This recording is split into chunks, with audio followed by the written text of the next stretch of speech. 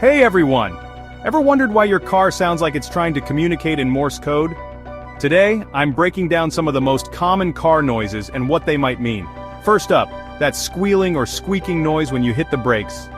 It's like nails on a chalkboard, right? Well, it's probably your brake pads. When they wear down, those tiny metal tabs called wear indicators start rubbing against the rotor, creating that super annoying sound.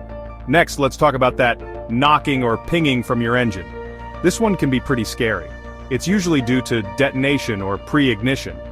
Basically, if you're using lower octane fuel than what your car needs, or if there's carbon buildup in the combustion chamber, your engine might start knocking. Now, if you hear a grinding noise when braking, it's definitely time to check your brake pads again. At this point, they're so worn that the metal backing is grinding against the rotor. Or worse, your rotors themselves are worn out. That's a double whammy you don't want. Whining or growling from your wheels, that's likely your wheel bearings. They're either failing or have too much play. And guess what? This noise usually gets louder with speed. Ever heard a hissing noise after shutting off your engine? It could be normal cooling sounds, but if it's unusual, you might have a leak in your cooling system.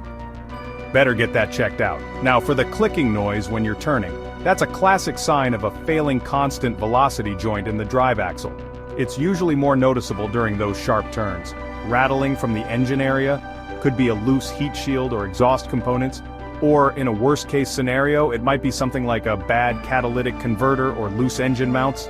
Screeching noise when you start the car, that's likely due to belt-driven accessories like the alternator, power steering pump, or AC compressor. A worn belt or pulley is often the culprit, and sometimes the belt tensioner is failing too.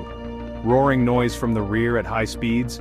This could be worn or damaged rear differential or bearings.